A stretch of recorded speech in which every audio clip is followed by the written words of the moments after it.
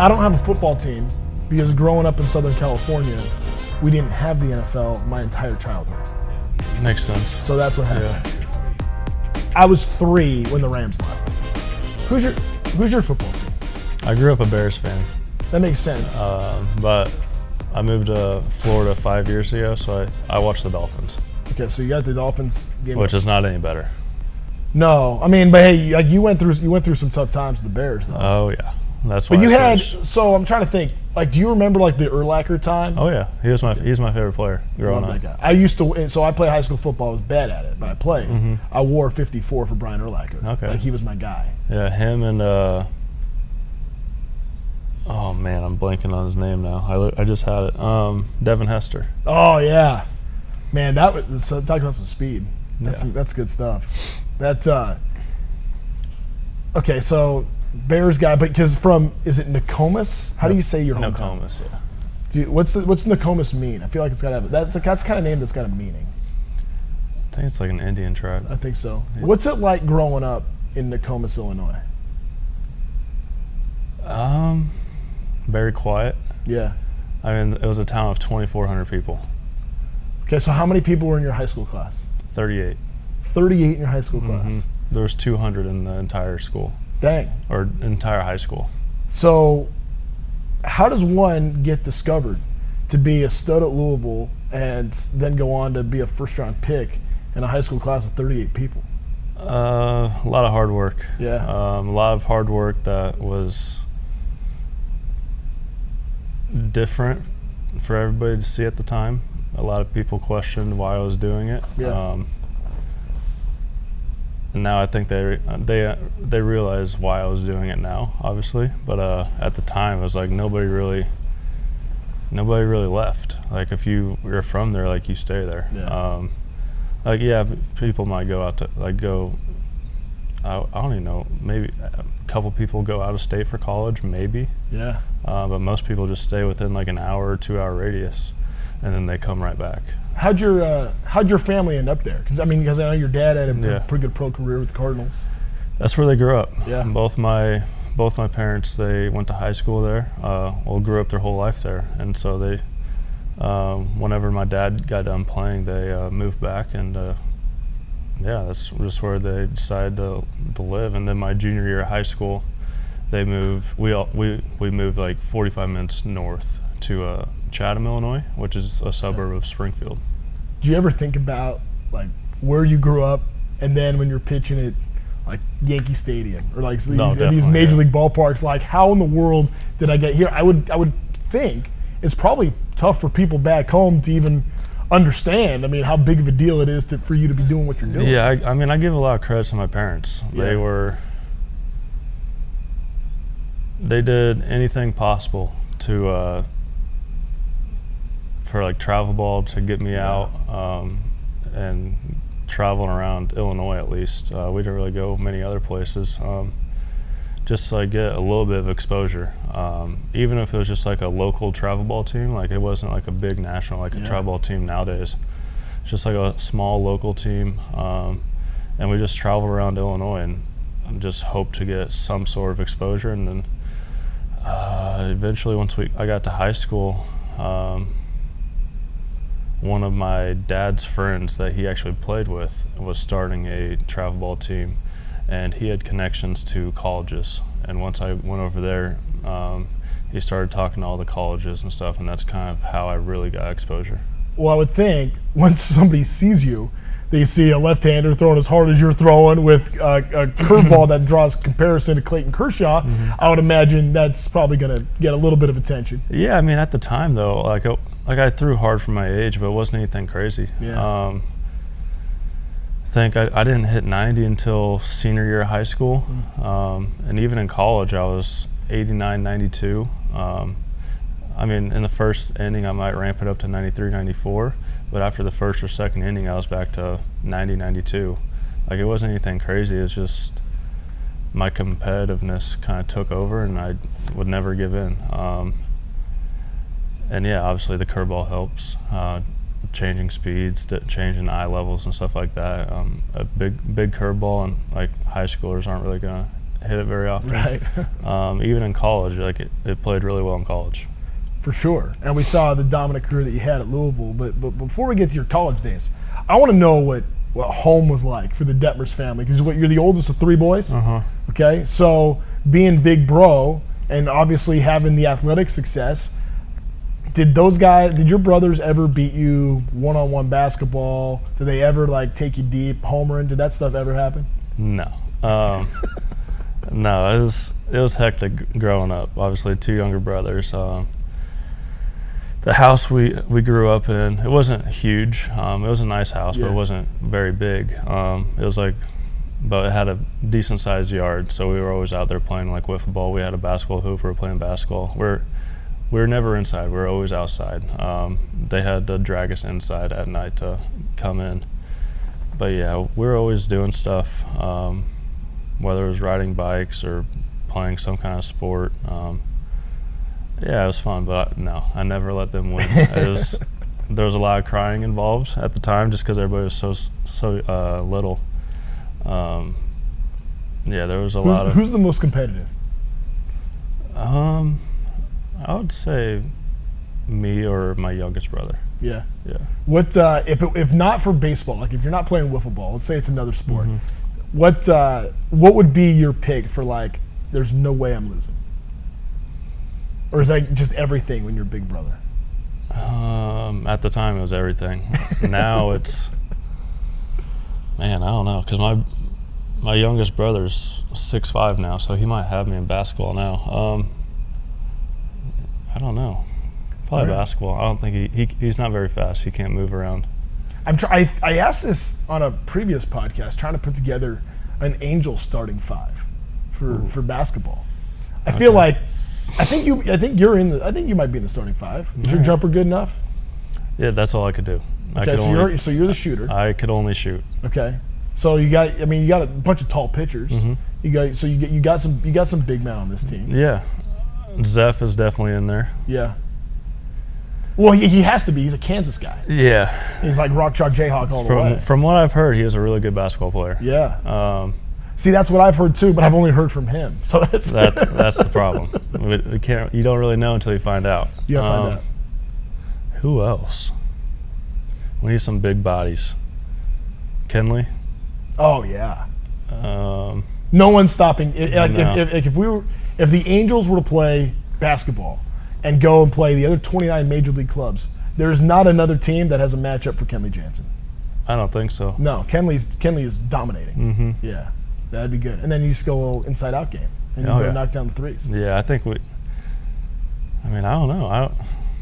Trouty's going to find his way in the starting 5. Yeah, he's physical. No matter what happens. Even if he can't shoot, which I heard he could, but even if he couldn't, he's still going to be in the top 5. Yeah. Starting 5. That's just how it goes. All right, so we're trying to piece it together. We need a point guard now. Point guard. I don't trust Neto to pass the ball. No. Ball hog. Yeah. He's like, we gotta find a pass-first point guard. We got to work on that. All right, Reid, I want to get back to you for a second. So your time at Louisville, obviously you have the success to be a first-round draft pick, but was there a moment where you felt like maybe things started to turn for you, where you went from being this kid from Illinois to all of a sudden, hey, things are going pretty good for me and I'm starting to see a lot of success in this game? Yeah, when you first get on campus, it feels like you're on top of the world. Just because from a small town, nobody really leaves, and to get out, not getting out sounds bad, but like going away, like doing something different than not a whole lot of people do. It felt like I already was successful at the time, but then there's a reality check, and freshman year was a very big struggle. It was tough. I wouldn't say I was like homesick or anything. It was more of like the performance part of the game. It was just hard because I never faced competition like that. So it was a huge adjustment, and I give credit to my coaches. They always believed in me, and it was hard. Like I remember having multiple conversations with them. I was like, I don't know what to do. Like, you guys have to help me through this. And so they would take time out of their day, and we would go work on stuff for like an hour or two after practice, and eventually it started getting a little bit better. And then I went to summer ball. I went to Brewster in the Cape, and that's where I saw things really take off. It was kind of the first time where I was like totally on my own, like didn't know anybody, going to a brand new team in a place I've never been before, and really had to figure it out. And by the end of that summer ball league, that's when things like, okay, like I can do this, like I feel good now. And then as soon as I got back on campus, that's when it took off. Do you think it's easier or harder for your brother because now he's at Louisville, having you done what you did, the fact that, okay, he's seen what the path can look like, but also he had an unbelievable career there. Trying to live up to that, that's probably not easy.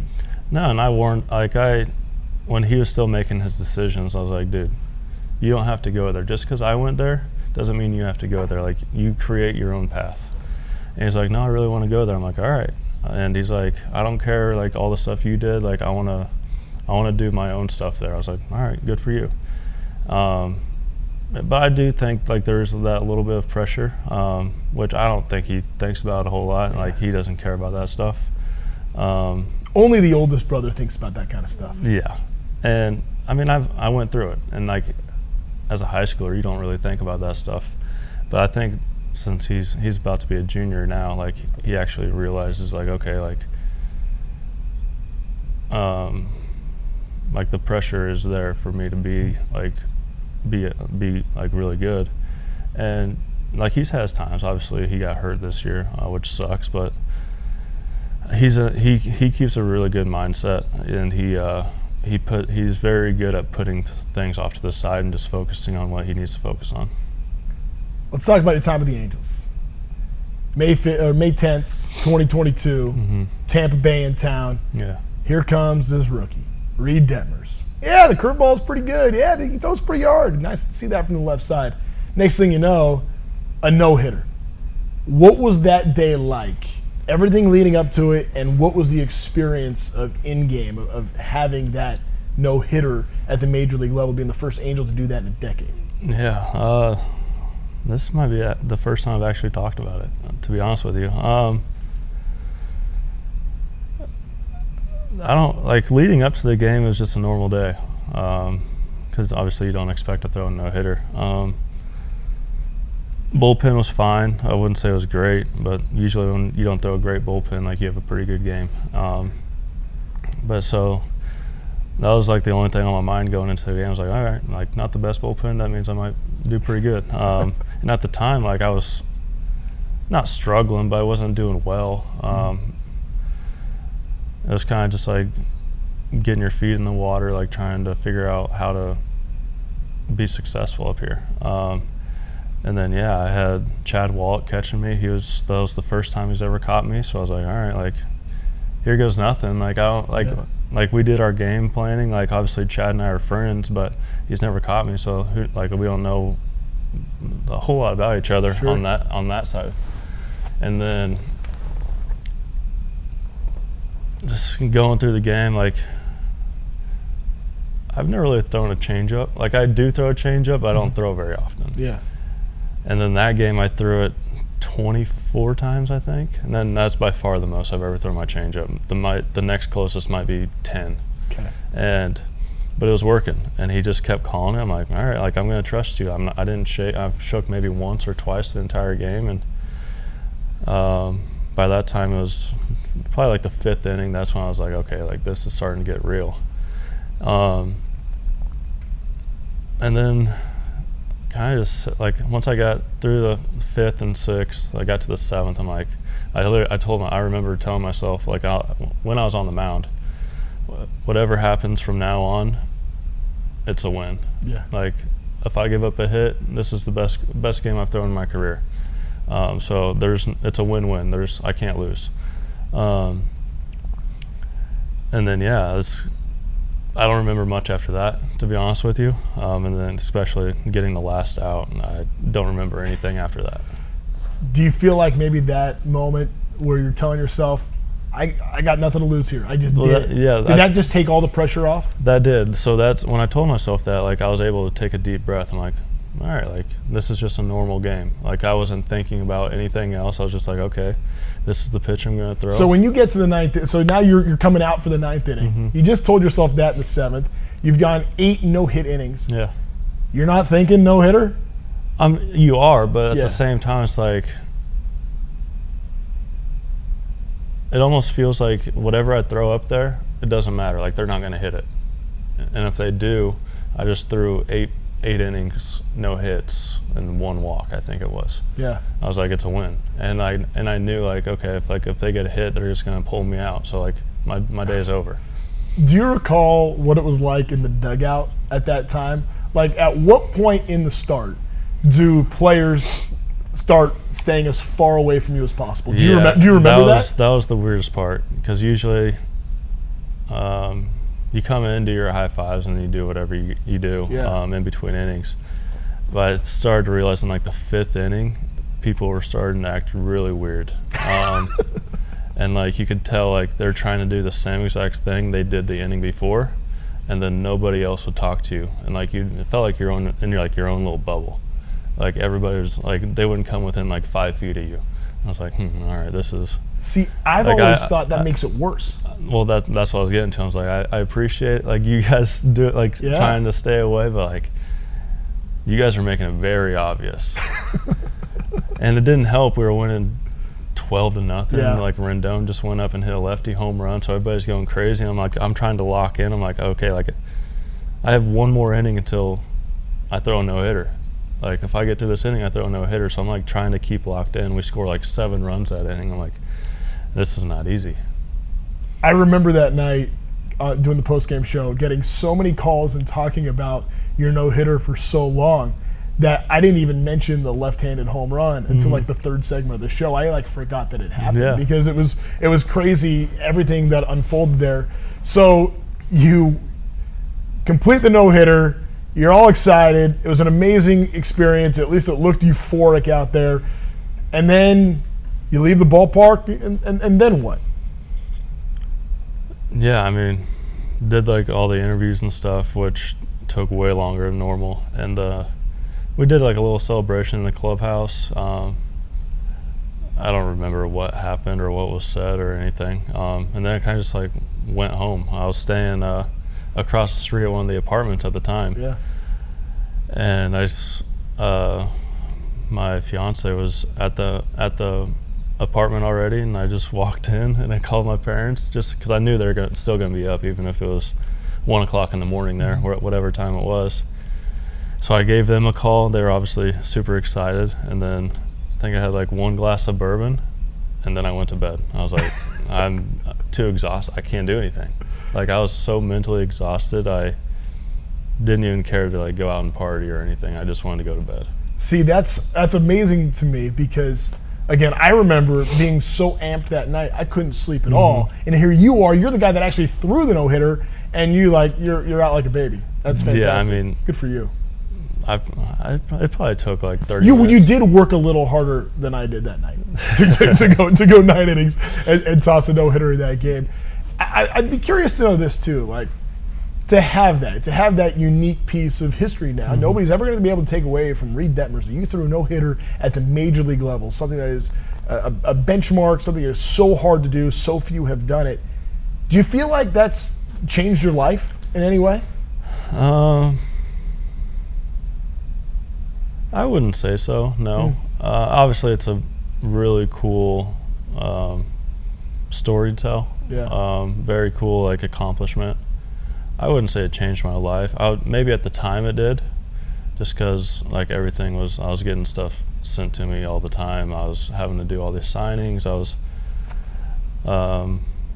pretty much everywhere I went, I was doing, like, a signing or something. But that started to, like, cool down a little bit, and then it just felt like regular life, baseball life. It went back to normal. It was like, okay, like you did this, but then you still have to be able to perform each week, day in and day out. And that was, I think that was the hardest part, especially the next start after that. It's like, okay, like whatever I do in this game, it's not going to be better than what I did last game. Yeah. And so that was the hardest part, was trying to forget about that and go out there and keep performing. and obviously I got sent down. It was hard to deal with, and I got sent down, and I think I had one start in AAA and kind of figured some stuff out, and then came back and had a pretty good rest of the year. But I definitely had to shut the mind off and was like, okay, like forget about all that. Like after the season, you can think about that and stuff like that, but for now, it's like one day at a time. And then fast forward to last season, struggles and get sent down again. Yeah. And a longer time that you're down there. Had to work to get back, and obviously we're seeing the success. I don't think anyone's doubted what you can do at this game, right? It's been amazing. But what was that time like last year when you got sent down and tried to figure things out? Yeah, that was definitely probably one of the lowest points of my career.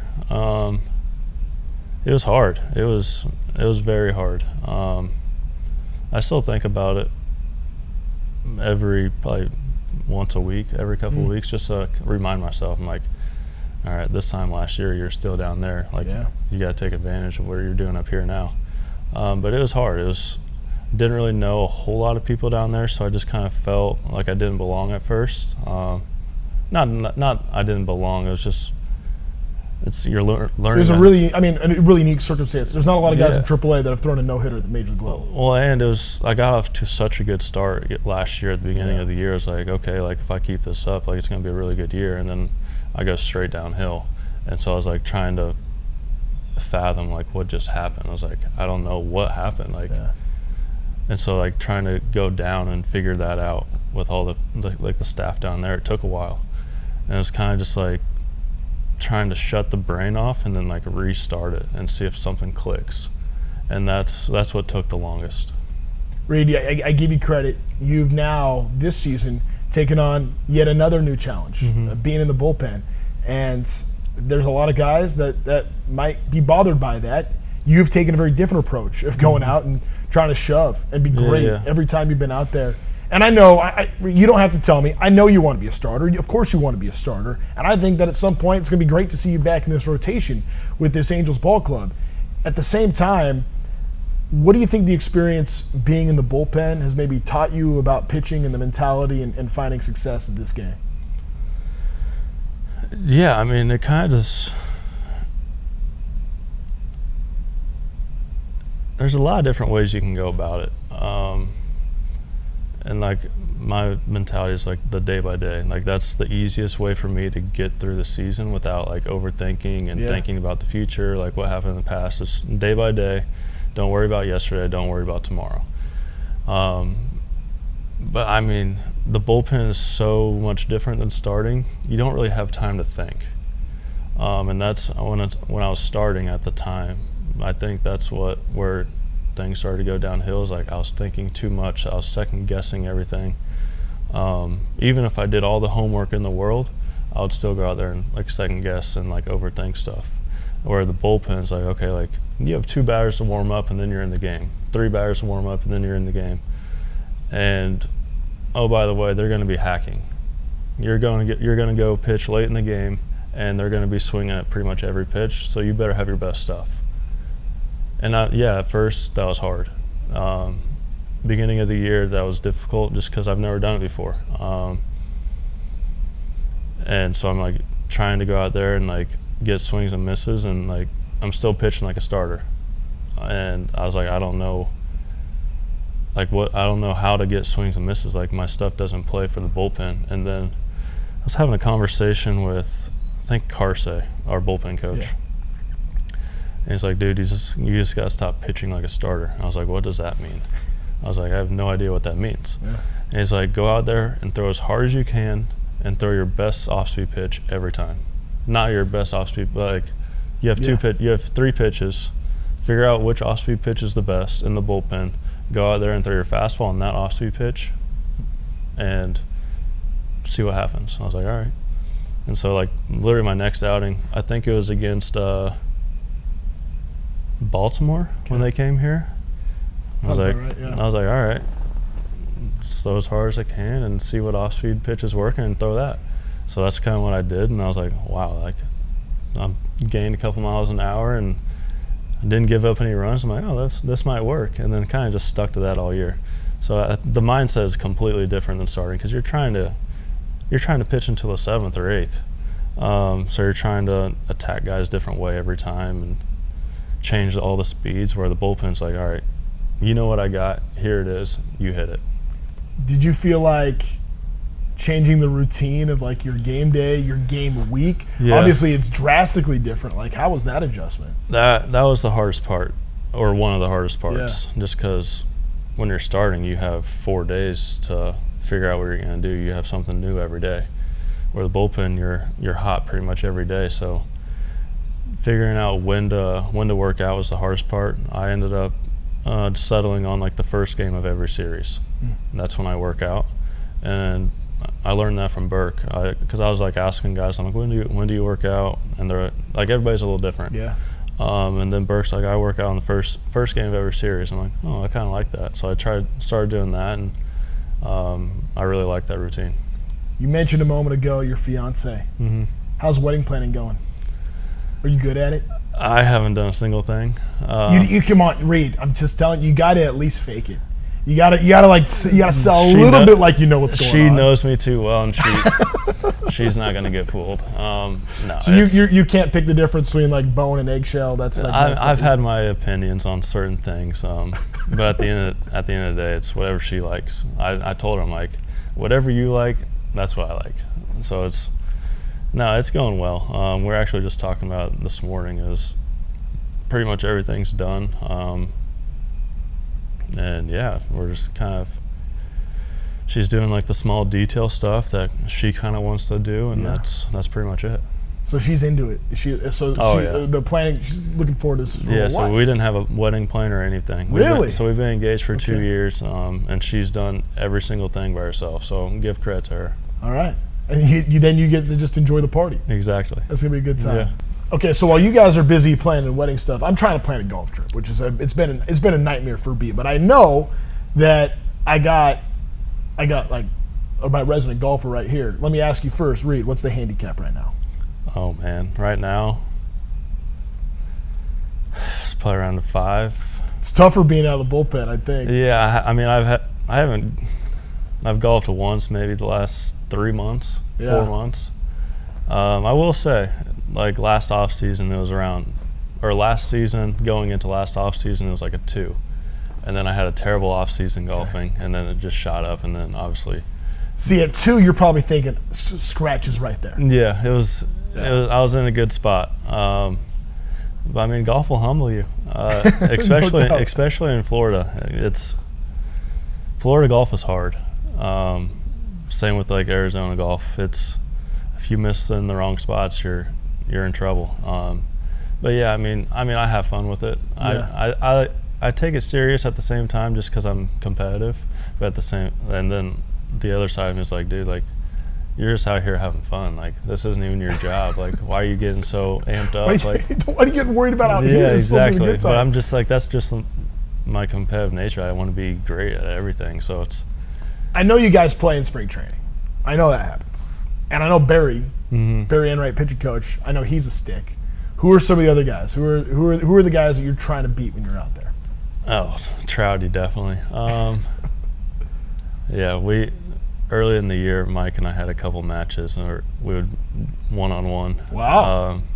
I think Is he about the same handicap? Yeah, we're the same handicap for now.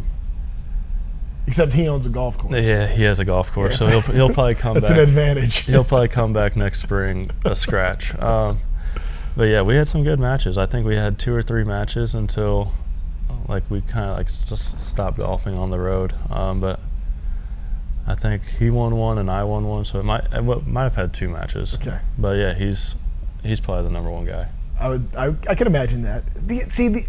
I feel like there's these competitive guys, and of course, Mike Trout, Hall of Famers, legend.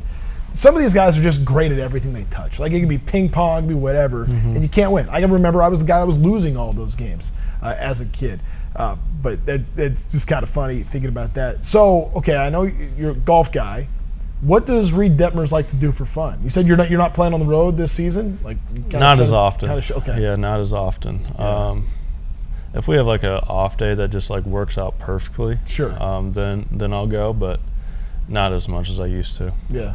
So what do you do in downtime? What do you do in the off season? Golf. Yeah. No. I know that. That's literally that's all I do. It's wake up in the morning, go work out, go to the range or go play around a golf, come back home, and then take the dog on a walk, and then eat dinner, and then watch TV and go to bed. But no, I mean, living in Florida, there's so many things to do. We'll find random stuff to do, whether it's going shopping or going to the beach or going paddle boarding. We bought paddle boards a couple years ago, so we like to do that. But I mean, my favorite part about the off season is just being able to hang out with like your friends that you don't see very often. Especially where we live, we have a lot of friends that are baseball players that play for other teams, so we don't get to see them at all. And then the off season, we all group up and we go hang out. We go out to dinner. We go out, have fun, and it's just it's fun to meet up with guys that you don't see very often. You still stay pretty close with some of your Louisville teammates? Oh yeah, definitely. A couple of them are in my wedding. I usually go up to Louisville once, sometimes twice in off season, and we always go play golf or go do something. But yeah, I stay in touch with all those guys. But yeah, it's just part of it. It's like you guys, they're like you're with these people all the time, and then all of a sudden, like, you barely see them. So like when you do get to see them, it feels like you're meeting them for the first time again. Like you go have fun, and like it's pretty cool. You said something a minute ago that I can't let you off the hook on. We gotta bring it back. You said walk the dog. What's this dog? Tell me about it. Boy, girl, what kind of dog? Whose is it? Yours? It's a boy, yeah. Yeah, it's ours. It's a Mini Golden Doodle. Oh, there you go. We wanted a dog that didn't shed and easy to travel with. Since we're always traveling, we has to be able to go on the plane with us and stuff like that. So we couldn't get a pretty big dog. Because at first we went like a golden retriever or a German Shepherd, and then we thought about like we travel most of the year, especially in the off season. Like we're always going to see family, and then like that's just not going to work. The no shedding is big time. Mm-hmm. I have labs, hair everywhere. I got 2 labs. I could vacuum 3 times a day. It doesn't matter. There's hair on the floor. So that's kind of like part of the decision was we didn't want all the hair everywhere, but also like my family's super allergic to like dogs and cats and all the animals. Not so much anymore, but like they used to be. So like whenever we went back home, like I didn't want everybody to start like having reactions and stuff like that. What's his name? Laker. Laker. Like the LA Lakers. Like the Lakers. Yeah. Is it because of the LA Lakers or because you grew up on a lake? No, it's not because of the LA Lakers. To be honest with you, I think she got it from some influencer she follows on Instagram. Is that always how it goes? Pretty much, that's how everything gets figured out. Well, so Laker gets to go everywhere. Oh yeah, he's been on every single flight with us for the last 4 years. So that's amazing. There can't be nobody else is doing that, are they? So like when you're like during the baseball season, or are you talking off season? Baseball and off season. Okay, so like when you're on the road. Lakers hang. They don't always travel with us wherever we go, but she does go back and see family or go back home to Florida every once in a while. So whenever she leaves, he goes with her. I was going to say Laker may end up becoming a superstar here with the Angels. We're gonna have to get some Angel dog collar. We're gonna have to do something to get Laker out to the yard. All right, man. Well, hey, Reid, appreciate you. Awesome. Great stuff, man. Thank you. Awesome. Thanks for having me. There we go. I had to learn about Laker. That's fantastic. Okay.